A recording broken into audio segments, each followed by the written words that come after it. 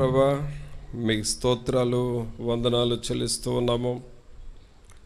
మహోన్నతుడా మా ప్రభు అయిన యేసు, మిమ్మల్ని స్తుతిస్తున్నాము రాజా. మీరు మా దేవుడవు, మా రక్షకుడవు. మీకు వందనాలు. మా ప్రియులను మీరు దర్శించి ఆయా స్థలముల్లో ప్రతి ఒక్కరిని క్షేమముగా కాచి కాపాడుచున్న దేవుడవు. అందుకు మీకు వందనాలు చెల్లిస్తున్నామయ్యా. అలాగే మేము ఈ రీతిగా మరలా మీ సన్నిధిలో చేరి ప్రార్థించుకున్నటకు, మీ వాక్యం వినుటకు మీరు మాకు ఇస్తున్న ఈ సమయాన్ని బట్టి మీకు స్తోత్రాలు వందనాలు చెల్లిస్తూ ఉన్నాము. అలాగే ఇప్పటి వరకు పాటలతో మిమ్మల్ని స్తుతించి ఆరాధన చేయుటకు సహాయం చేశారు. మీకు వందనాలు. అలాగే మీ వాక్యము ద్వారా మాతో మీరు మాట్లాడండి. మీ ఆత్మశక్తిని మాకు అనుగ్రహించమని నజరేయుడైన యేసు నామమున అడిగి వేడుకొనుచున్నాము తండ్రి. ఆమేన్. ప్రియరా, దేవుని వాక్యంలో నుండి కీర్తనల గ్రంథము 51వ కీర్తన 11, 12 వచనాలు చదువుదామండి. 51వ కీర్తన 11, 12 వచనాలు. నీ సన్నిధిలో నుండి నన్ను త్రోసివేయకుము, నీ పరిశుద్ధాత్మను నా యొద్ద నుండి తీసివేయకుము. నీ రక్షణ ఆనందము నాకు మరలా పుట్టించుము. సమ్మతి గల మనస్సు కలుగజేసి నన్ను దృఢపరచుము. ప్రభునంతులరా, ఇక్కడ కీర్తనకారుడైన దావీదు గారు దేవునిని అడుగుతున్న ఒక మాట ఏమిటంటే, సమ్మతి గల మనస్సు కలుగజేసి నన్ను దృఢపరచుము అని అంటున్నాడు. ఏమంటున్నాడండి? నన్ను దృఢపరచుము. ప్రియరా, దృఢపరచుట అంటే ఒక్కసారి మనం ఆలోచన చేస్తే ఆ మాటను బలపరచుట అని అర్థం వస్తుంది. దృఢపరచుట అంటే బలపరచండి అని. అలాగే నన్ను స్థిరపరచండి అని అర్థం వస్తుంది.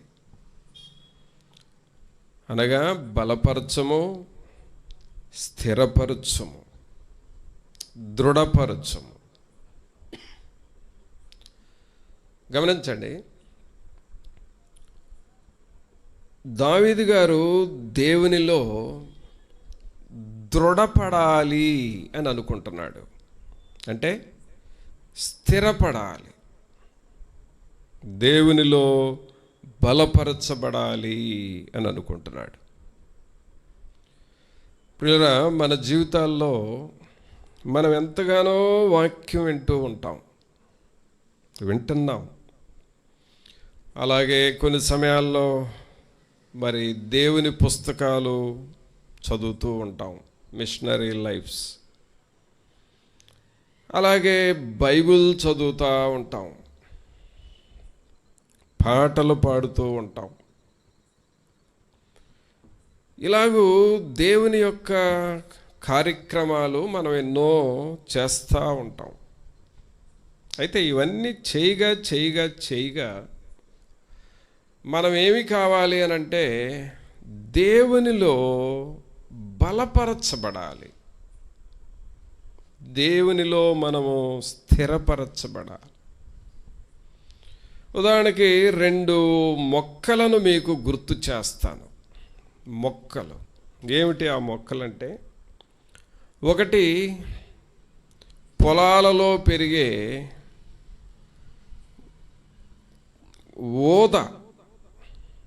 ఊద గడ్డి అంటారు కదండి.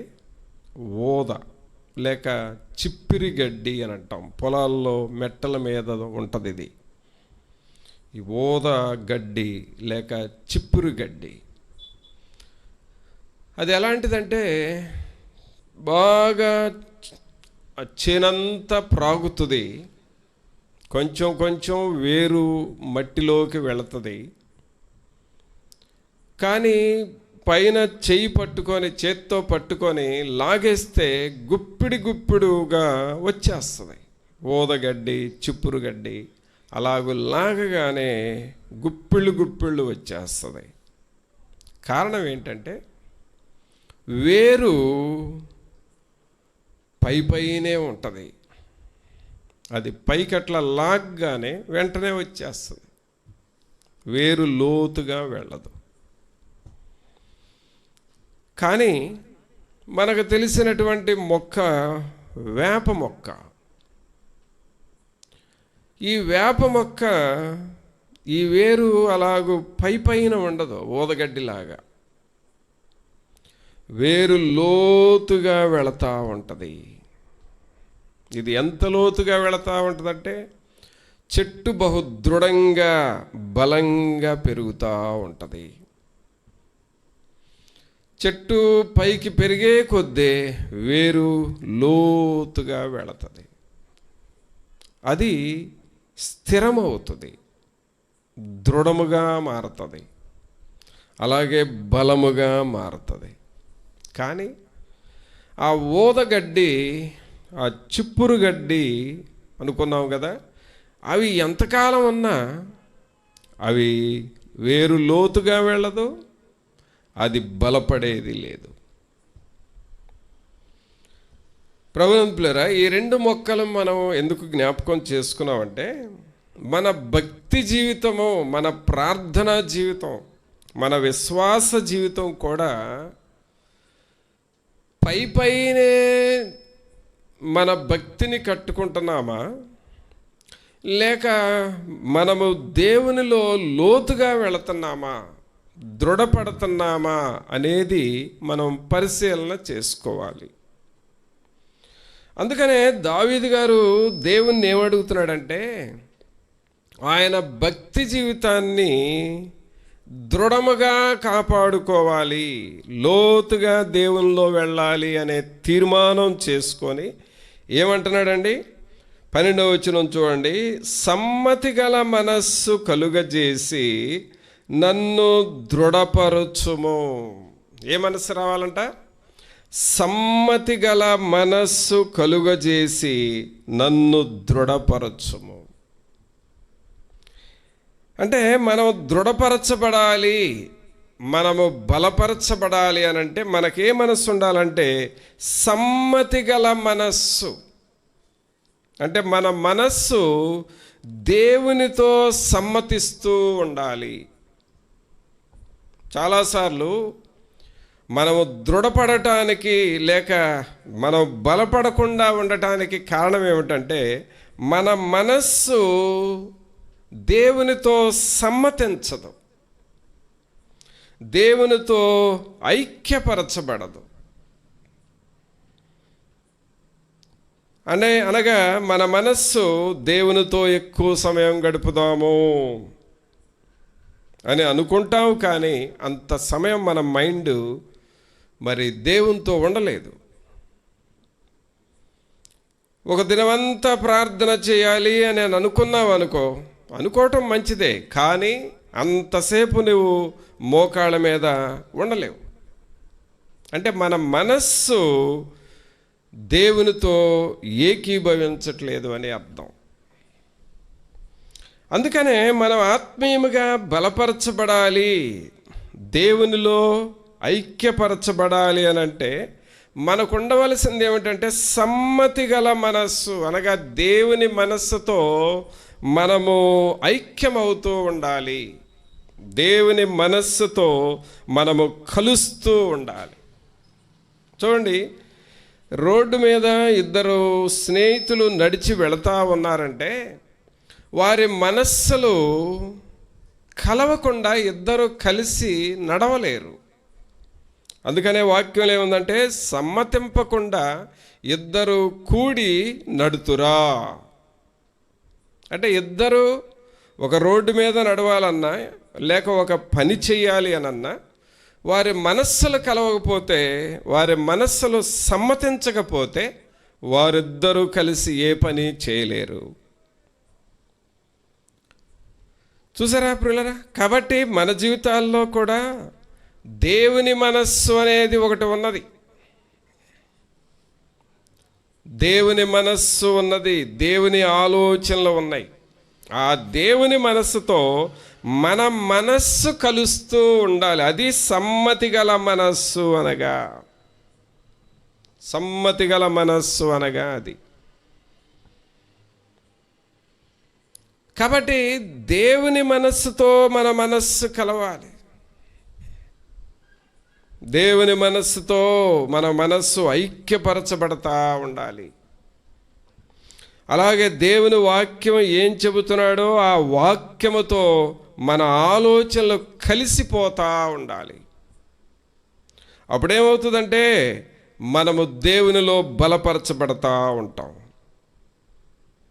అందుకనే 11వ వచనంలో మనం చూస్తే ఇక్కడ 3 విషయాలు దేవుణ్ణి అడుగుతున్నాడు. 11, 12 వచనాల్లో 3 విషయాలు. ఒకటి, నీ సన్నిధిలో నుండి నన్ను త్రోసివేయకము. 2, నీ పరిశుద్ధాత్మను నా యొద్ద నుండి తీసివేయకము. 3, నీ రక్షణానందము నాకు మరలా పుట్టించుము. ఈ 3 విషయాలు అడుగుతూ సమ్మతి గల మనస్సు కలుగజేసి నన్ను దృఢపరచుము. అనగా దావీదు గారు కోరుకుంటుంది ఏమిటంటే దేవుని సన్నిధిలో నుండి నేను ఎప్పుడూ బయటికి వెళ్ళకూడదు. అది ఒక తీర్మానం నీకు నాకు రావాలి. ఏది ఏమైనా సరే దేవుని సన్నిధిలో నుండి నేను బయటికి వెళ్ళకూడదు. దేవుని చిత్తములో నుండి ఎన్నడూ బయటికి వెళ్ళకూడదు. అలాగే దేవుని మనస్సును వదిలిపెట్టి నేను ఎక్కడికి వెళ్ళకూడదు అనేది దేవుని మనస్సుతో మన మనస్సు కలిసిపోవాలి. మన మనస్సు దేవుని మనస్సుతో కలిసిపోవాలి. తర్వాత ఏమంటున్నాడు? నీ పరిశుద్ధాత్మను నా యొద్ద నుండి తీసివేయకము. మనం ఏమి కోరుకుంటా ఉండాలి? దేవుని ఆత్మ నా యొద్ద నుండి వెళ్ళకూడదు. దేవుని ఆత్మ నేను కాపాడుకోవాలి.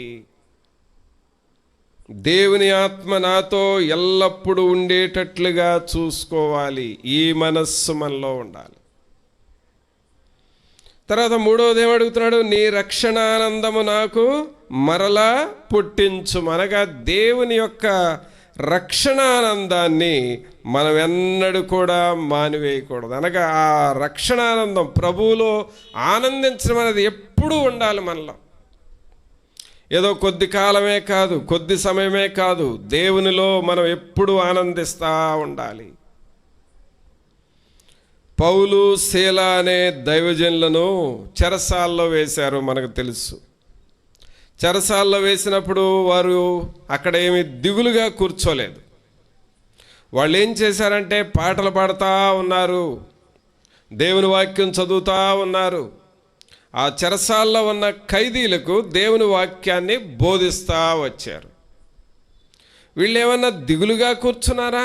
పౌలు, శీలలంటే అలా కూర్చోలేదు. వాళ్ళు పాటలు పాడుతూ ఉంటే వాళ్ళతో పాటు ఖైదీలుగా ఉన్నవారు, ఆ చెరసాల్లో ఉన్న ఖైదీలు కూడా వాళ్ళు పాటలు పాడుతూ ఉన్నారు. పాటలు పాడగా పాడగా పాడగా మరలా వారందరూ పాటలు పాడుతూ ఉన్నప్పుడు వారికి దేవుని వాక్యం చెప్పాడు. చెరసాల్లో కూడా మరి పౌలు గారు బైబిల్ తీసుకువెళ్ళాడా అని చూస్తే బైబిలు ఆయనకి దాదాపుగా అందుబాటులో, చెరసాల్లో కూడా అందుబాటులోనే ఉంది అని అనుకుంటున్నాను. ఎందుకంటే చెరసాల్లో నుండి మరి ఎన్నో పత్రికలు రాశాడు కదండి. అంతేకాదు అసలు బైబిలే ఆయన మనస్సులో, ఆయన హృదయంలో ఉండిపోయింది. దేవుని వాక్యము, బైబిల్లో ఉన్న మాటలన్నీ ఆయన హృదయంలో ఉండిపోయినాయి. అందువలన ఆయనకు రక్షణానందం కలుగుతూ వచ్చింది. కావున ప్రభునందు పిల్లరా, ఒక వ్యక్తి ఆత్మీయంగా ఎప్పుడు బలపరచబడగలడు అని అంటే దేవుని సన్నిధిలో ఉండాలి. రెండవదిగా పరిశుద్ధాత్మను కలిగి ఉండాలి. మూడవదిగా రక్షణానందము మనం అనుభవిస్తూ ఉండాలి. ఈ మూడు ఒక వ్యక్తి ఎప్పుడైతే అనుభవిస్తూ ఉంటారో వారు దృఢపరచబడతారు, అనగా దేవునిలో బలపరచబడతా ఉంటారు. పిల్లరా, చాలామంది మరి ఈ విషయంలో మరి దేవుని యొక్క సన్నిధిలో బలపరచబడాలి, నేను దేవునిలో ఎదగాలి, స్థిరపరచబడాలి అనే ఆ కోరిక మనలో ఉండాలి. అదే సమ్మతి గల మనస్సు, అనగా మన మనస్సు దేవునిలో ఎదగాలి అని ఆలోచన కలిగి ఉంటూ ఉండాలి. కొన్ని సమయాల్లో మనము దేవుని సన్నిధిలో ఉంటాము, కానీ దేవుని స్వరం లేని పరిస్థితుల్లో ఉంటాం. అలాగే దేవుని సన్నిధిలోనే మనము జీవిస్తూ ఉంటాము, కానీ దేవునితో సంబంధం కలిగి ఉండం మనం. అందుకనే దేవునిలో ఎప్పుడు బలపడతామంటే దేవుని స్వరమును మనం వినటం నేర్చుకోవాలండి. దేవుని స్వరం వినటం కొరకు నువ్వు ప్రత్యేకంగా ప్రార్థన చేసుకోవాలి. ప్రభువా, నీ స్వరము నాకు వినిపించండి, నీ స్వరము, దేవుని స్వరము నేను వినాలి అని నీవు ఆ దేవుని స్వరము కొరకు ప్రార్థన చేసుకోవాలి. అప్పుడు మనం బలపరచబడతా ఉంటాం. అలాగే దేవుని యొక్క సన్నిధిలో ఆయనతో సహవాసము చేస్తూ ఉండాలి. మనం ఎప్పుడు కూడా దేవునితో సహవాసము చేయాలి. ఈ రోజుల్లో సహవాసాలు ఎలా అయిపోతా ఉన్నాయనంటే వ్యర్థమైన సహవాసాలు. యవనస్తులు మరి వ్యర్థమైన అలవాట్లు నేర్చుకొని వ్యర్థమైన స్నేహాలు చేస్తూ ఉన్నారు. కానీ దేవునితో సహవాసము చేయాలి. అబ్రహాము అలాగే శారా దేవునితో సహవాసం చేశారు. అలాగే పౌలు గారు దేవునితో సహవాసం చేశాడు. అలాగే మనం ఈ కీర్తన చదువుతున్న దావీదు గారు దేవునితో ఎక్కువగా సహవాసం చేశాడు. ఈయన జీవితంలో ఎన్నో అనుభవాలు, అరణ్యములో ఉన్న అనుభవాలు ఉన్నాయి, ఎడారుల్లో ఉన్న అనుభవాలు ఉన్నాయి, గాఢాంధకారపు లోయల్లోకి వెళ్ళిన అనుభవాలు ఉన్నాయి, ఒంటరిగా ఉన్నాడు, శత్రువుల మధ్య ఉన్నాడు, శత్రువులు తరిమారు, యుద్ధాలు చేశాడు. ఎన్ని చేసినా సరే ఆయన దేవునితో సహవాసం కలిగి ఉన్నాడు. దేవునితో సహవాసం. కాబట్టి ఈ దేవునితో సహవాసము చేస్తూ ఉన్నప్పుడే మనం ఆత్మీయముగా బలపడతా ఉంటాము, ఆత్మీయముగా మనము స్థిరపరచబడతా ఉంటాం, దేవునిలో ఎదుగుతూ ఉంటాము. కావున ప్రభునందు పిల్లరా, అందుకనే దావీదు గారు దేవుణ్ణి అడుగుతా ఉన్నాడు, సమ్మతి గల మనస్సు కలుగజేసి నన్ను దృఢపరచుము. ఇంకా దృఢపరచడం అంటే మరొకటి వాక్యం చూద్దాం. అపోస్తుల కార్యములు చూడండి దయచేసి. అపోస్తుల కార్యములు 14వ అధ్యాయము. అపోస్తుల కార్యములు 14వ అధ్యాయము 22వ వచనం చదువుదాం. శిష్యుల మనస్సులను దృఢపరచి విశ్వాసమందు నిలకడగా ఉండవలెననియు, అనేక శ్రమలను అనుభవించి మనము దేవుని రాజ్యములో ప్రవేశింపవలెననియు వారిని హెచ్చరించిరి. చూసారా పిల్లరా, ఇక్కడ పౌలు గారు ఏం చేస్తామన్నాడంటే, ఆయన అనేక పట్టణాల్లో సువార్త ప్రకటిస్తూ, దేవుని వాక్యం ప్రకటిస్తూ ఆయన శిష్యుల్ని, వారి మనస్సులను దృఢపరుస్తూ ఉన్నాడు.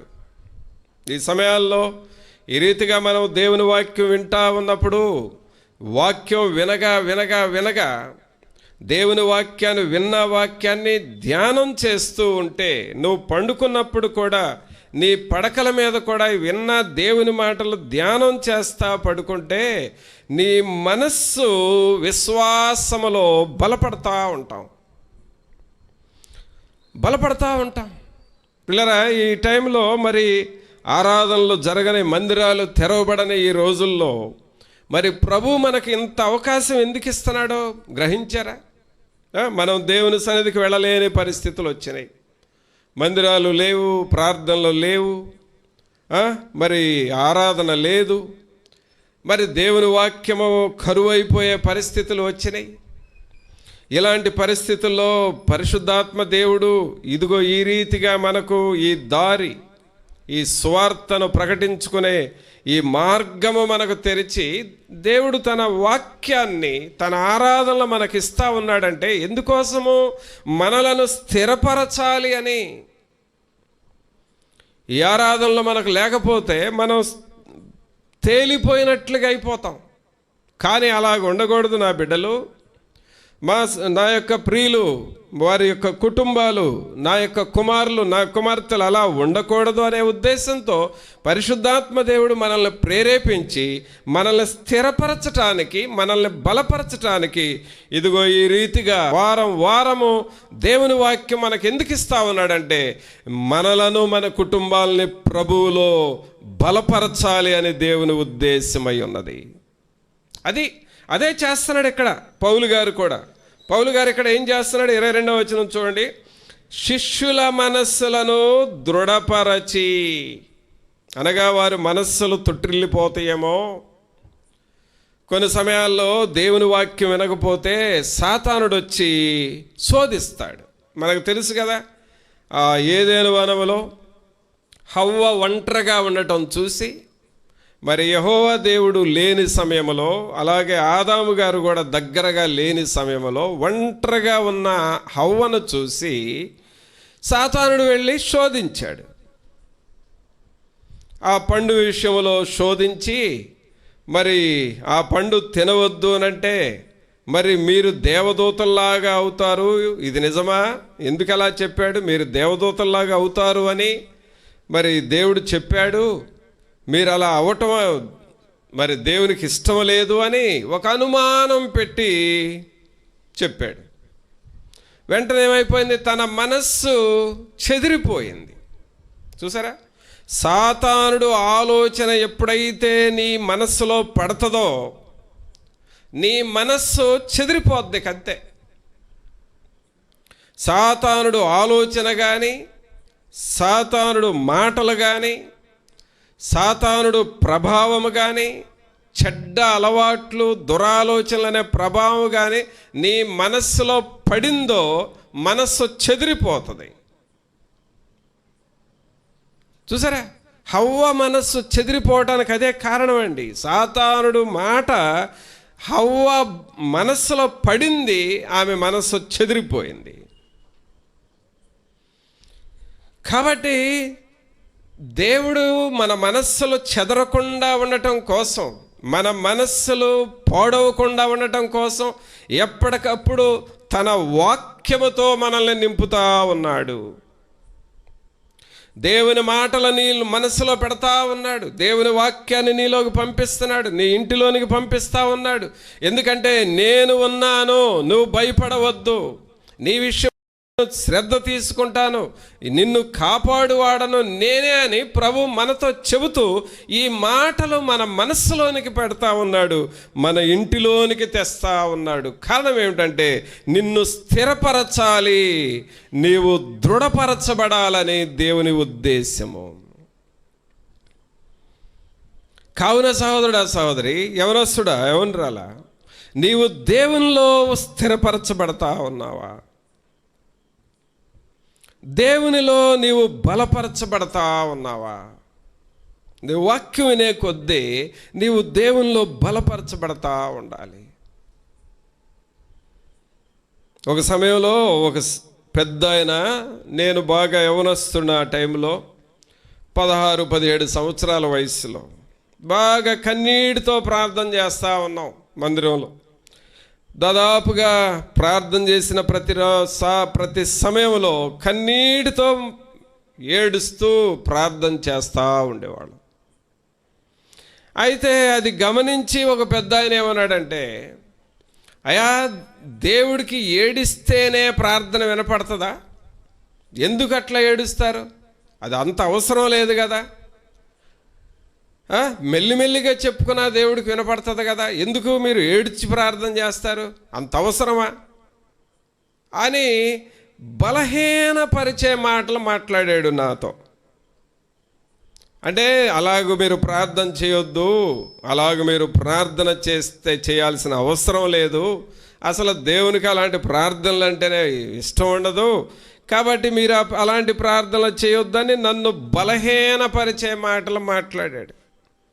ఆ సమయంలో ఆయన పెద్ద ఆయన, నేనేం చేయాలో ఏం చెప్పాలో నాకు అర్థం కాక మనసులో ప్రార్థన చేసుకుంటా ఉంటే ప్రభువు నాకు ఒక మాట నేర్పాడు. అదేమిటంటే, ఆ ఏడ్చేదేదో మేము ఈ లోకంలో ఇక్కడే దేవుని సన్నిధిలో ఏడ్చి ప్రార్థన చేస్తున్నామండి, కానీ ఈ లోకంలో నీవు ఏడ్చి అనగా దేవుని దగ్గరకు వచ్చి ప్రార్థన చేయకపోతే నరకములో శాశ్వతముగా ఏడుస్తారు అలాంటి వారు అని చెప్పేశాను. చూసారా? కాబట్టి మన మనస్సులను బలహీనపరిచే మాటలు సాతానుడు చాలా తెస్తా ఉంటాడు.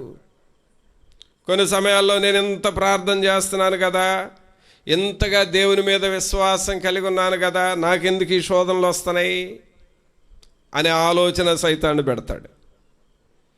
ఎందుకు ఇలాంటి పరిస్థితులు నాకు వచ్చేసినాయి? నేను దేవుని ఏళ్ళ నమ్మకంగా ఉన్నాను కదా, అయినా కూడా నాకేంటి ఇలాంటి శోధనలు చుట్టుకుంటున్నాయి, అసలు దేవుని సన్నిధిలో నాకెందుకు ఇలాంటివి వస్తున్నాయి అనే ఒక బలహీనమైన మనస్సు పెడతాడు. చూసారా? కాబట్టి మన మనస్సులను చెదరగొట్టడానికి సాతానుడు పెట్టే ఆలోచనలు ఇలా ఉంటాయి. కానీ దేవుని వాక్యంలో ఏముందో తెలుసా? ప్రభు అంటున్నాడు, నేను నిన్ను ఎత్తుకుంటున్నాను, నేను నిన్ను మోసుకొని వస్తున్నాను. అలాగే పక్షిరాజు తన పిల్లలను మోయినట్లుగా నేను కూడా మిమ్మలను మోస్తూ ఉన్నాను అంటున్నాడు ప్రియులారా. కాబట్టి ప్రభు నాతో ఉన్నాడు అనే ఒక స్థిరమైన విశ్వాసం మనలో ఉండాలి. సాతానుడేదో నీ మనస్సును చెదరగొట్టే ఒక మాట చెప్పగానే వెంటనే నిజమే కావాలి అని నువ్వు భయపడనవసరం లేదు. ప్రభుని మనతో ఉన్నాడు, ఆయన నన్ను విడువడు ఎడబాయడు అనే ఒక స్థిరమైన విశ్వాసం మనలోనికి రావాలి. మరి ఆ స్థిరమైన విశ్వాసం మనలో ఉండటం కోసం ఇక్కడ పౌలు గారు ఏమంటున్నాడో చూడండి, 22వ వచనంలో, శిష్యుల మనస్సులను దృఢపరచి. ఎవరి మనసులండి? శిష్యుల మనస్సులు అనగా వారు దేవునిలో బలపడాలి, దృఢపడాలి. సోదరుడా, సహోదరి, కుటుంబాల వారీగా మనం కూర్చొని దేవుని వాక్యం వింటున్నావు, నీవు దేవునిలో బలపరచబడతా ఉండాలి, నీ విశ్వాసము స్థిరపరచబడాలి, నీ ప్రార్థన ఎదగాలి, నీ వాక్య ధ్యానం ఎదగాలి, ప్రభువులో నేను ఫలించాలి అని నువ్వు తీర్మానం చేసుకోవాలి. నువ్వు రక్షణ పొందకపోతే నేను త్వరగా రక్షణ పొందాలి అనే ఒక తీర్మానానికి మనం రావాలి. ఇంకా నువ్వు బాప్తిస్మంలోనికి రాకపోతే అయ్యో ఇప్పటికే ఆలస్యం అయిపోయింది, ప్రపంచ పరిస్థితి చూస్తే కల్లోలంగా ఉంది, ఇక లేదు, క్షేమ దినాలు ఉన్నాయో లేదో నాకు తెలియట్లేదు, కానీ మొదట రక్షణ పొందాలి అనే నీ మనస్సును అలాగ దృఢపరచుకోవాలి. ఇది చాలా అవసరం ప్రియులారా. నేటి దినాలలో రక్షణ పొంది ఉండటము, బాప్తిస్మము తీసుకొని దేవుని కొరకు జీవిస్తూ సిద్ధముగా ఉండటం అనేది చాలా అత్యవసరమైన విషయం. ఇది అత్యవసరమైన విషయం. అందుకనే పౌలు గారు శిష్యులతో అంటున్నాడు 22వ వచనంలో, శిష్యుల మనస్సులను దృఢపరచి విశ్వాసమందు నిలకడగా ఉండవలెననియో. ఎలా ఉండాలండి? విశ్వాసమందు నిలకడగా ఉండాలి. అనగా నీ విశ్వాసము చెక్కు చెదరకూడదు, నీ విశ్వాసము ఊగులాడుతూ ఉండకూడదు, నీ విశ్వాసము స్థిరముగా ఉండాలి. ఏది ఏమైనా సరే, అది ఆపదైనా సరే, అనారోగ్యమైనా సరే, ఆరోగ్యమైనా సరే, శోధనైనా సరే, ఏది ఏమైనా నా ప్రభు నన్ను విడువడు.